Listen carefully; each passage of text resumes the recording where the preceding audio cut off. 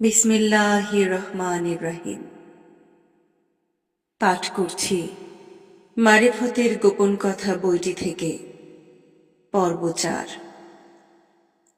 আত্মার বিজ্ঞানী হযরত আব্দুল কুদ্দুস রহমতুল্লাহ আলাইহি বলেছিলেন, গুফতে কুদ্দুসি ফকিরে তরফনা ওয়া দরবাকা, খুদ বা খুদ আজাদ বুদি খুদ গ্রেফতার আমদি।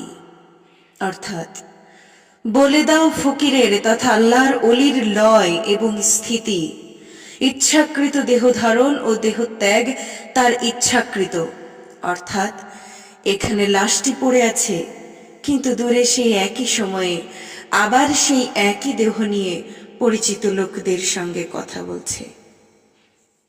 এই আত্মার বিজ্ঞান শিক্ষার তাগিদ দিতে গিয়ে ইসলাম ঘোষণা করলেন, যাকে বিজ্ঞানের তথা হেকমতের জ্ঞান দান করা হয়েছে তাকে যথেষ্ট কল্যাণ দান করা হয়েছে। বিরাট বিরাট যুক্তির অকাট্য প্রমাণ দিতে অনেক কিছু করা যায়। একজনের মুখে তালা মেরে দেয়া যায়, আনন্দ আর আত্মতৃপ্তিতে মনকে ভরিয়ে তোলা যায়। যুক্তির মাধ্যমে সত্যের কাছাকাছি এগোনো যায়, অথবা সত্যের আলোর সন্ধান পাওয়া যায়। বিরাট বিরাট বিজ্ঞানের আবিষ্কার মানুষকে অবাক করে দেয়া যায়। মানুষ কোনোদিন ধারণাও করেনি এমন নতুন ধারণার ভিত্তির উপর দাঁড়িয়ে চিন্তা ভাবনা করতে পারা যায়। বোতামে টিপ দিয়ে ঘুমিয়ে থাকা একটা দেশকে বোমার আঘাতে তার মানচিত্রের চেহারা বদলিয়ে দেয়া যায়। মনে করুন আরো অনেক কিছু করা যায়। মনে করুন মানুষকে কেটে জোড়া লাগানো যায়, কিন্তু তবুও তো একটি প্রশ্ন, একটি জিজ্ঞাসা থেকেই যায়। যেদিন এই সামান্যতম একটি জিজ্ঞাসার উত্তর পাওয়া যাবে, সেদিন আমার মনে হয় মানুষ পাবে প্রকৃত শান্তি। এর আগে মানুষ শান্তি পেতে পারে কিনা সন্দেহ। অবশ্য ইহা আমার একান্ত ব্যক্তিগত ধারণা, সুতরাং আমার ধারণা ভুলও হতে পারে। সেই ছোট্ট জিজ্ঞাসাটি, ছোট্ট প্রশ্নটি হলো, দেহতে যে আমিটি অনুভব করছে, সেই আমিটা কি? সে আমিটার নাম কি? সে আমিটার পরিচয় কি? এত জ্ঞান বিজ্ঞান যে আধাসের মাথার মগজে গুঁজে রাখা হয়েছে, সেই মগজের মালিক আমিটা কে? গোজামিলের উত্তর, আত্মতৃপ্তির উত্তর নানা মুনি নানা রকমে বোঝাতে চেয়েছেন, কিন্তু ওই পর্যন্তই।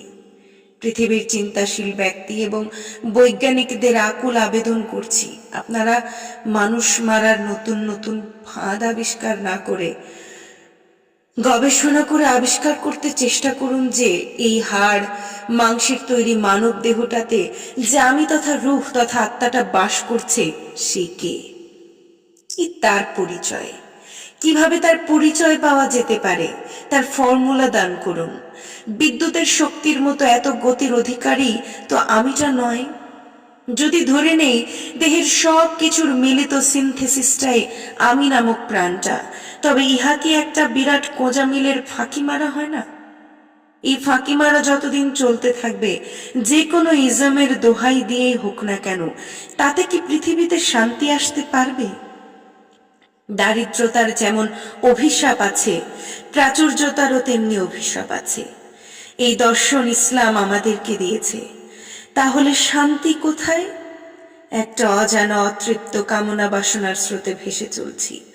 অহংকার আত্মগরিমা অনেক সময় সাময়িক শান্তি দেয়, আবার সেই এক ঘেয়ে অহংকার এবং আত্মগরিমাটাও ভালো লাগে না।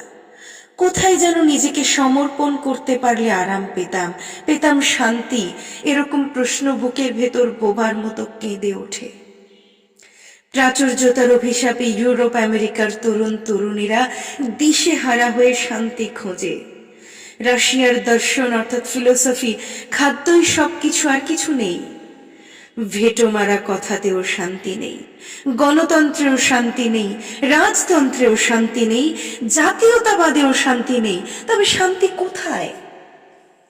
এই বিরাট অথচ ক্ষুদ্র এবং অতি পরিচিত প্রশ্নের উত্তর যেদিন মানবজাতি আবিষ্কার করতে পারবে, যেদিন আমাকে চেনবার কোনো সার্বিক বৈজ্ঞানিক ফর্মুলা দিতে পারবে, যার দ্বারা আমিকে চেনা যায়, সেদিনই পৃথিবীর মানুষগুলো প্রকৃত শান্তি পাবার আশা করতে পারে।